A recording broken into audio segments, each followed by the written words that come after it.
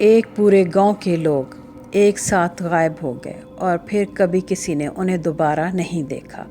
چلیں video start کرتے ہیں اور اس حقیقت کو جانتے ہیں۔ اس گاؤں کو گمشدہ ہوئے 80 سال بیت چکے ہیں۔ یہ واقعہ پیش آیا تھا 1930 میں کینیڈا میں۔ اینجی کنی جھیل کے کنارے ایک گاؤں آباد تھا جس کا نام بھی اینجی کنی گاؤں تھا۔ اس جھیل کی طرف بہت ہی کم لوگ رخ کرتے تھے۔ وجہ تھی اس علاقے کا دشوار گزار راستہ اور جنگلی جانوروں سے بھرے جنگل۔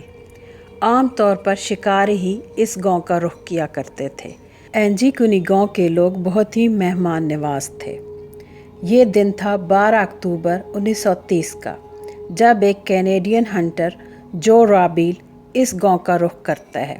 وہ اپنا شکار ختم کر چکا تھا۔ ٹھنڈ سے بچنے کے لیے اور تھوڑی دیر آرام کرنے کے لیے وہ اس گاؤں میں پہنچ جاتا ہے۔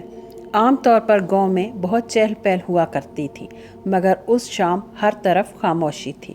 جو نے ایک گھر کے دروازے پر آواز لگائی۔ جواب نہ آنے پر وہ اندر چلا گیا۔ اس کی حیرانگی کی انتہا نہ رہی۔ گھر خالی تھا۔ گھر کو گرم کرنے کے لیے آگ جلائی گئی تھی۔ گھر میں چولہے پر کھانا بھی تیار ہو رہا تھا، حتیٰ کہ تازہ مچھلی ٹیبل پر کٹی ہوئی پڑی تھی، لیکن کوئی انسان موجود نہیں تھا۔ جو دوسرے گھر میں بھی جاتا ہے دیکھتا ہے اس کی حالت بھی سیم تھی، اور وہاں تو پلیٹوں میں کھانا تک موجود تھا، مگر افسوس کھانا کھانے والے موجود نہ تھے۔ پورے گاؤں کی ایک جیسی حالت تھی۔ اب جو خوفزدہ ہو چکا تھا اس نے وہاں رکنے کا ارادہ ترک کیا اور وہ جلد از جلد ٹیلی گرام آفس پہنچ کر پولیس کو اطلاع دینا چاہتا تھا۔ راستے میں اس نے گاؤں والوں کے قدموں کے نشانوں کو بھی تلاش کیا، لیکن وہاں پر کسی انسان کے قدموں کے کوئی نشان موجود نہ تھے۔ یہ خبر جنگل کی آگ کی طرح پھیل گئی۔ اس علاقے میں موجود شکاریوں نے بھی اینجی کنی گاؤں کا رخ کیا۔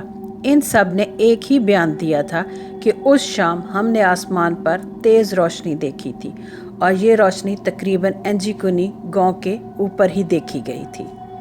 اب اس روشنی کے ساتھ ہی ان لوگوں کا غائب ہونے کا کیا کنیکشن تھا، یہ کسی کی سمجھ میں نہیں آ رہا تھا۔ بات یہیں ختم نہیں ہوتی تھی۔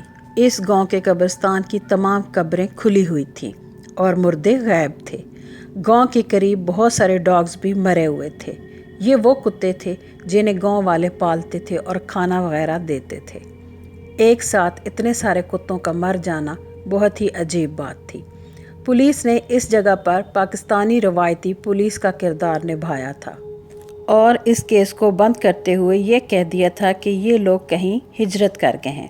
پولیس کی یہ بات کسی کو ہضم نہ ہوئی، کیونکہ اگر وہ لوگ ایک جگہ سے دوسری جگہ شفٹ ہونے کا ارادہ رکھتے تھے، ایک تو یہ موسم سازگار نہیں تھا، اور دوسرا وہ اپنا سامان بھلا جوں کا توں چھوڑ کے کیوں جاتے۔ یہ پہیلی آج بھی راز ہے جو اپنے سلجھنے کا انتظار کر رہی ہے۔ اگر ویڈیو اچھی لگے لائک کریں، سبسکرائب کریں۔ ٹیک کیئر، اللہ حافظ۔